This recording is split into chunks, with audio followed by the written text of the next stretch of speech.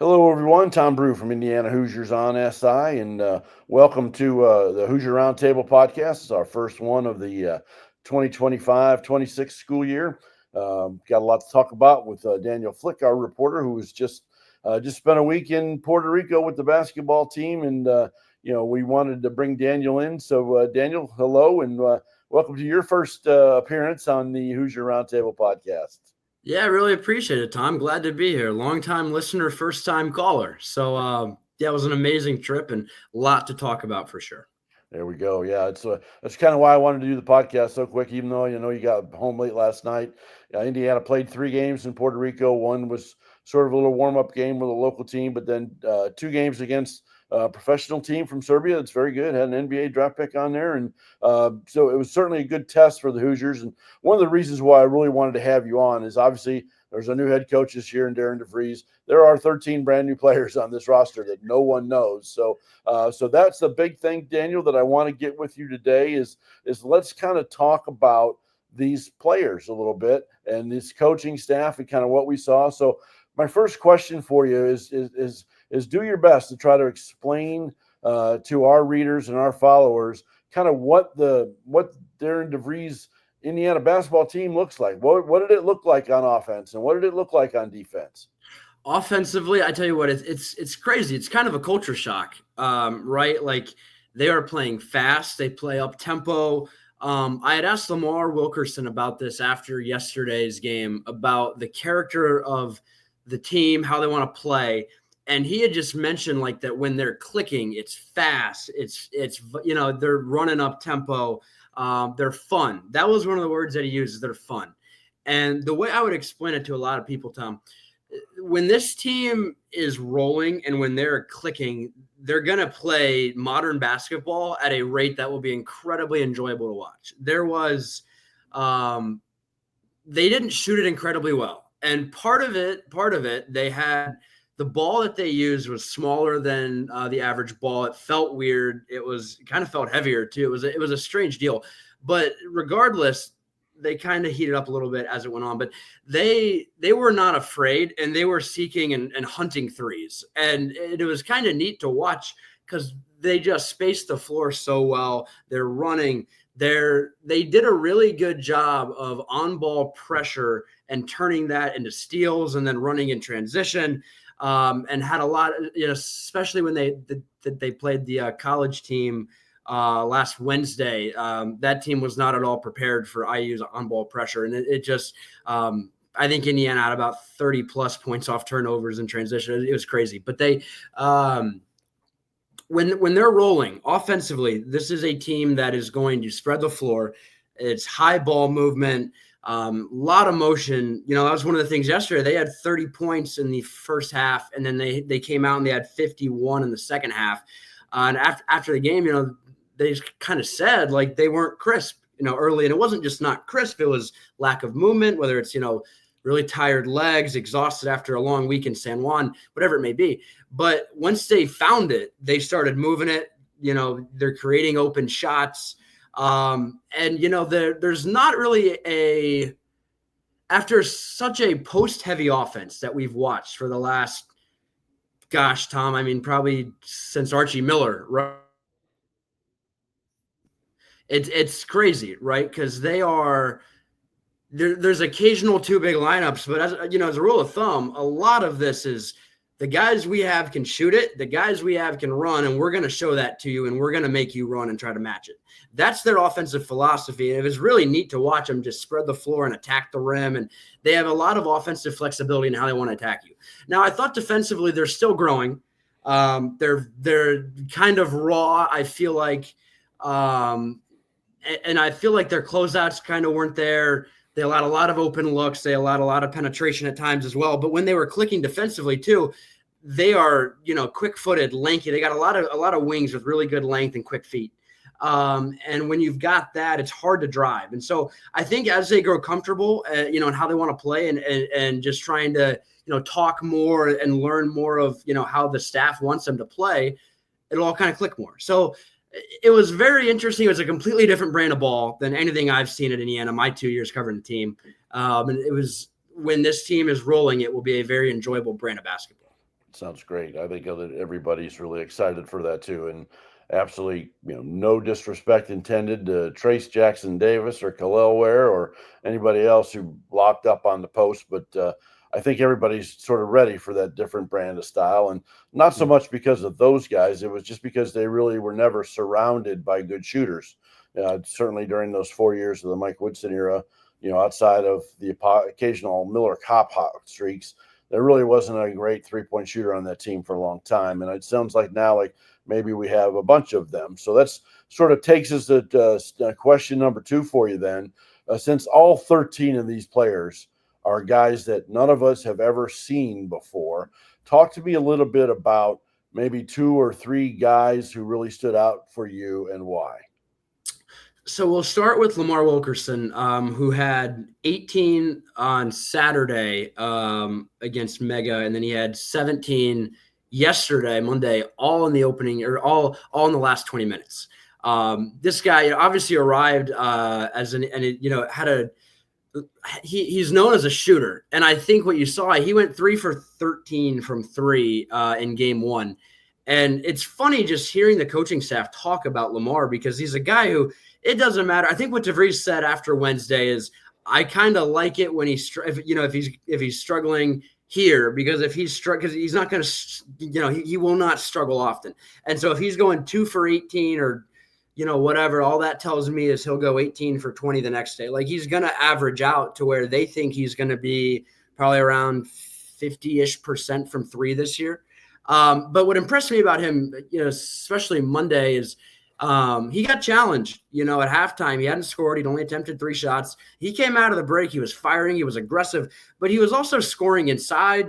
And he made a couple of really nice passes that just opened up, everything around him. So he's a guy who I think will end up probably leading Indiana in scoring. I think there's a very real chance of that, and tremendous shooter. But if he can do more than just shoot, it significantly raises how good of a team IU can be. I'll talk about Tatum Connerway as well. I think a lot of people looked at him and Enright and weren't really sure who'd play, the 1. Connerway primarily handled the ball, and he is incredibly quick. I mean, he is quick. He is a pest on the ball. The shot is the question mark for him, and it feels like I think he shot 27% from 3 last year. Troy, and he is. You can tell he's gotten better. They're confident that he's gotten better. He's shot it well throughout the whole summer in their live periods. And he drew 9 fouls yesterday. Like this is a guy who's aggressive. He will attack, and he plays hard. Last one I want to throw at you, Sam Alexis, the 6'9", 238-pound forward from Florida, did not have a lot of buzz coming in, but he had, I think, 10 and 12 in game 1. He had 15 on Monday. And he can protect the rim. He is Indiana's one true back to the basket type of player, but he also can shoot it a little bit. I mean, he attempted a few threes the other night. He didn't make them, but the threat of him taking them and the threat of him potentially being able to hit them, which DeVries mentioned to me actually at Media Day a few weeks ago, it just opens things up. And so I thought he was very impressive. And, you could really run down the entire list. There were a lot of guys who really stood out. Trent Sisley for a true freshman was really impressive too. He had 21 in game 1, but I thought I thought Lamar was really good. I thought Connerway was really good, and Alexis kind of really surprised me. Well, you jumped in and mentioned a good lead into question number 3 then, because obviously we have 12 transfers on this team and the 1 freshman recruit in Indiana, born and bred and raised, Trent Sisley, who put on an Indiana uniform for a game for the first time and scored 21 right out of the gate. So obviously a lot of our Indiana folks know all about Trent and have watched him play in high school a lot and have been excited to watch him become a Hoosier. So you had a chance to see him actually on the floor for 3 games. So tell me what you saw in his game and what we can be excited about with him. His whole summer's been really impressive to me. I mean, he had a drive in the open practice they had July 30th where he just went, I forget who he went straight at, but he attacked the rim, had a nice jump stop, had a really tough layup through contact. And I mean, then he's out there hitting threes. In Puerto Rico, he had a play Monday where there was a loose ball on the opposite end of the floor, and he's running. He took a big dive for it. He didn't get it. It went out of bounds, but it was right in front of the bench, and that whole bench stood up and was pumped up. And the effort that he played with was really impressive. But to me, the part about Trent, I think a lot of people knew he could shoot, and a lot of people knew he was a talented player who could score. And he's still a little behind the eight ball on the other end of the floor. I think he's still trying to adapt. The whole speed of college hoops is a real adjustment. But he looks like he belongs, and that's part of it too. Is this is a guy who has been on campus for 8-9 weeks and just went overseas and is playing against pro basketball players, right? I mean, he's playing against that team that IU played those last two games. Mega was tall and lanky, and he was competing, man. Like, he was not afraid. He did not shy down at the rim. I mean, he was aggressive. He competed very hard. And then you factor that part of it into the fact that, like, he shot it at a very high clip. He was 5 of 6 from 3 in Indiana's opening 2 Puerto Rico games. So, this is a guy who can stretch the floor. He's going to play hard. And I thought he's been very impressive. I think this is a guy who, like, when he arrived, I wasn't really sure what type of role he would have early on. I think there's a good chance he ends up playing around 15 minutes a game or so this year, which, again, that's quite impressive on a very old roster as a young player. Yep, that sounds good. I think a lot of people are just sort of curious how that fit's going to be, and obviously you got a chance to see a few days of him, so that's awesome. One of the things that's been discussed a lot among the Indiana fan base during these several months, where Coach DeVries has been putting this team together literally piece by piece, was whether or not Indiana was going to have enough size to compete, and certainly in their Big non-conference games, and certainly in the Big Ten. But based on sort of what you saw and how they play, it seemed just paying attention a little bit from afar, is that they have ways to get around that. I mean, when you watch them play for 3 days, did you get the feeling that it really wasn't that big a deal, that, like, especially the Serbian team was so much bigger than them? Did you get that feel that maybe the lack of height really isn't that huge of a deal? A little bit in certain aspects. And here's one of the things I would put an asterisk with this as well.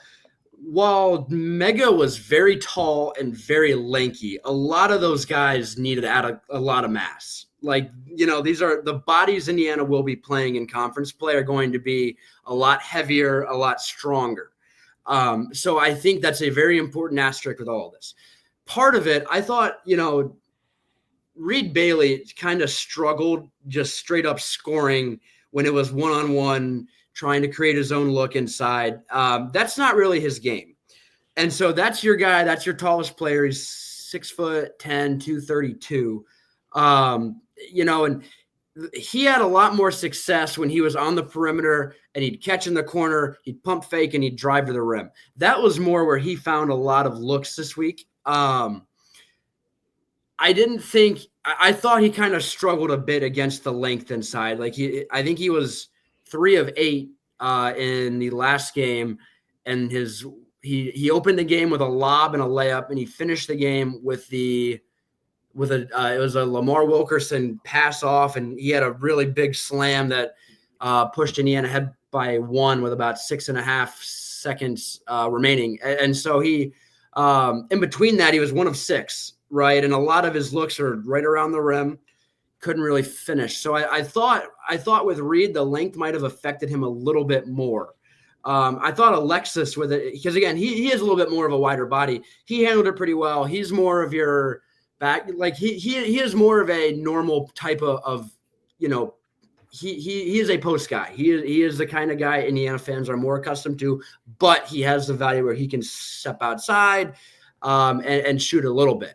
Now, I thought the part of it with the length that impressed me is Indiana's wings. Like, Indiana did not get out rebounded. Like, it was very even, and Indiana's wings crashed the glass really hard. Indiana's guards crashed the glass. Like, it was a collective team effort. I think Connor Enright had like 6 rebounds yesterday as like a 6'2", guard. So that part was interesting to me. I think the size part we won't fully know until the bodies they're playing against look more like them. Because again, these guys that Mega had are really, really thin. Like they are tall, lanky, and narrow. So Indiana had success, kind of. I wouldn't say pushed them around, but Indiana was, stronger. And even IU's guards had some really good takes against the length and against taller guys. And so I do think there are ways to counteract it.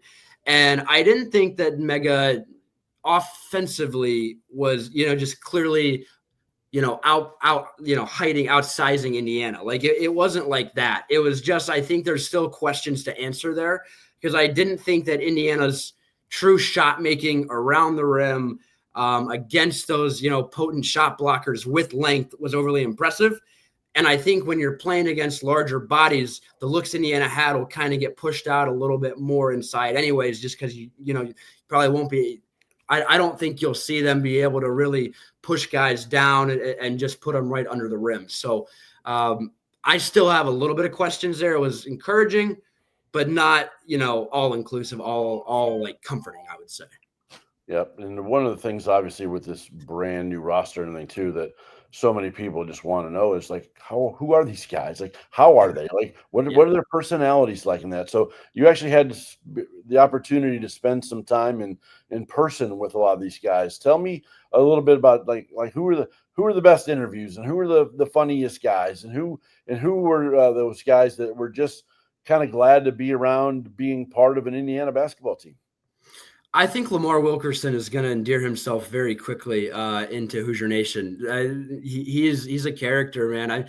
I asked him after the Saturday game about their 70-19 run, and he had a great reaction to it. And he was like, "Man, what it look like?" And he's a really funny dude. And he's always smiling, and he's one of those guys. Again, this Indiana team, like you said, there's a lot of guys who are like just happy to have this much attention on them because they're just not accustomed to it, right? Like when Lamar was talking on, I think it was on Saturday because he talked Saturday and Monday afterwards to us. So he walked up there and he didn't know what camera to look at, right? Like these guys just aren't accustomed to having all these eyes on them, having all these cameras and all these guys that want to talk to them, and so there is still a level of. They like talking. They like trying to tell who they are, trying to explain their stuff. There's a lot of characters on this team. I thought Connor Enright, he seems like a very free-flowing individual, which is kind of what you want out of your, out of a combo guard who's out there and he's playing hard. He's a real juice guy, and the team really rallies around that. And he's fun. And I think Nick Dorn, even though he didn't play at all this week, looked like a guy who was having a ton of fun and who teammates had a ton of fun around. Constantly joking, constantly acted like he was trying to dunk on people off to the side. And, it's just a team that looks like it's having fun, right? Like, I think you look at guys like Connerway. Again, he's a JUCO guy, who's – played at Ranger College. I mean, he played at lower level JUCOs and went to Troy, and now he's at Indiana. He's got all these bright lights on him, but these guys still haven't lost who they are. And a lot of them are just grateful to have, the chance to play at Indiana at a level like this, and they're really, really talented. But this is a team that collectively really so I had asked DeVries about this yesterday, about what he learned about his team off the floor this week, and he had mentioned that he was very impressed by the way they handled themselves around the fans, around, the staff who was, like all the hotel people who were helping them out, and just all the people they, encountered throughout the whole week. Like, this is a collective group of guys who are very mature, very well-spoken, very, personable is how I would explain it. They are very personable, outgoing, charismatic, and I think it's a character that a lot of Indiana enjoyers will greatly appreciate this year. Yeah, I think it means a lot to everyone to just be able to sort of embrace an Indiana basketball team again and feel happy about it and feel good about it and enjoy them. So I'm glad you had that opportunity. So you've had the opportunity to be around them. We've had for several months as this roster got put together. seeing how it all came together, came to be. We've seen some national people like Andy Katz and such sort of put together Big Ten basketball power rankings already, and in an 18-team Big Ten league now, everybody sort of thinks Indiana is a middle of the pack team, maybe somewhere in that 7 to 12 range or something. And you saw that before the trip, and now you've seen them play and such.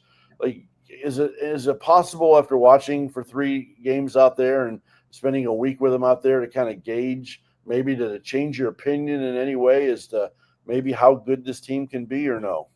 I think it did, and I think part of it, you could see them at a very low at the points when they were down 23, a quarter and a half in on Saturday, and when they were down 20 at the half on Monday.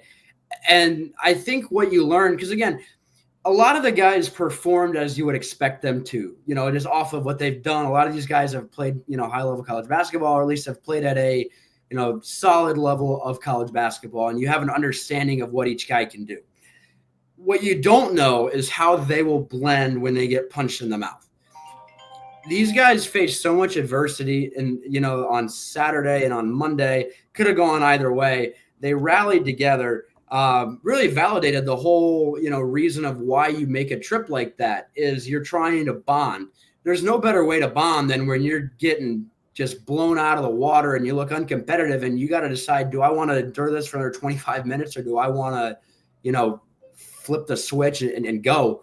And they rallied together. Their bench never lost energy. I think this is a team that will do a very good job of creating its own energy this year. That's part of it too. I think they will be able to go on the road and compete and win games in conference play because they have a lot of mature guys on the court who won't be rattled by noise, and they have a bench that understands how important energy is.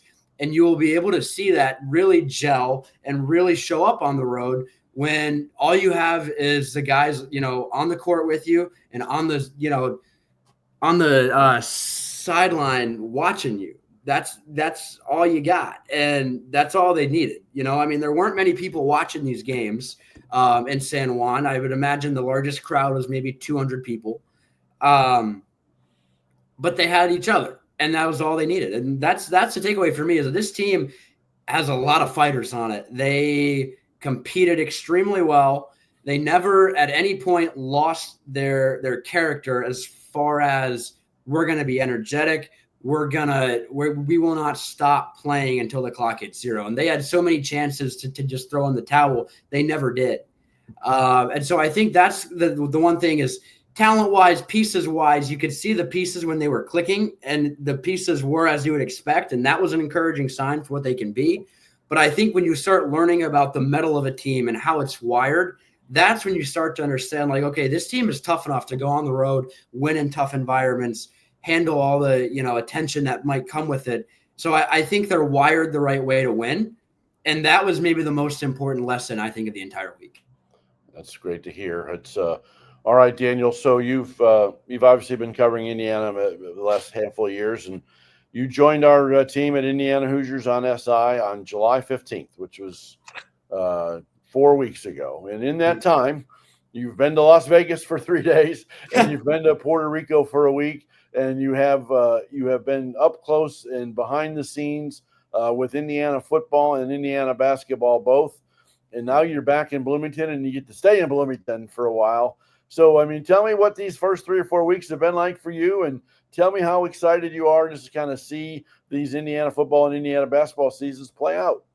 Yeah, man, it's been incredible. Extremely appreciative and blessed to just have the chances to travel so many places and just be able to experience all these things. It's been really cool, and living the dream, right? And so it's been neat, but it's also just been cool to be able to just be in a role where what we do matters, and this, like we're like what I'm writing is like, there are people reading, there's a lot of readers. It's valuable. It's important. And it's good to feel like you can make an impact covering a team. And I've really felt that at Indiana, being able to, enter into all these places, even if it's, goodness, I think Puerto Rico is about a 5 or 6 hour flight. Las Vegas was about 5, I think, as well. Like far, far away from Bloomington, right? Puerto Rico is across the Atlantic Ocean. Like just being able to help fans get a stronger understanding of who they're watching, what they're watching has been really neat. Right. And I feel like I've been able to really tap into that. And I've really appreciated how well received how well received I've been among readers, and everybody's just been incredible. So it's been great. I'm excited to be back in Bloomington, and I had a few late nights on the road there traveling. Obviously, I wouldn't trade it for anything, but glad to be back. Glad to attack it. We got about a month and a half here until Indiana hits the road to go to Iowa. So it's a month and a half on the grind in Bloomington, and we're a little over 2 weeks away from week 1 of IU and Old Dominion, and ready to just keep it rolling, man. Absolutely, and we'll certainly be you're going to be a regular on the Hoosier Roundtable podcast going forward now, and we'll get back with everybody in about 10 days or so, and we'll do another one and kind of take a deep dive into the Indiana football season as it gets close to opening day, and start the season with 4 straight home games at Memorial Stadium. And unlike any time in my lifetime, which is a very long time, to see people at Indiana so excited about a football team and a football coach and a roster full of players and a season ahead, it's amazing to me how much excitement there is. And glad to have you right on the front lines, writing all about it. And what you said is exactly right. I mean, obviously I've had a great relationship with the Indiana fan base, with our site for the last 7 years, and get a lot of love from all those fans. And I've just had, literally hundreds of people already tell me how glad they are to enjoy your stories and have you as part of the team. And, they give me good credit for making a good hire. And I take that as the best compliment I can have. So glad to have you on the team, and we'll share this full podcast for everyone to see, and we'll clip it up too. And, it'll be on our site, and we'll share it with everybody, and we'll continue to do the same. So Daniel, thank you very much for your time, and we'll look forward to seeing you on the next Hoosier Roundtable. Absolutely, Tom. Looking forward to it. All right, we'll see you. And farewell to you all, Indiana fans, and keep on reading on the site and the news, and we'll keep sharing all sorts of good content with you. So we'll see you next time on Hoosier Roundtable. This is Tom Brew signing off for now.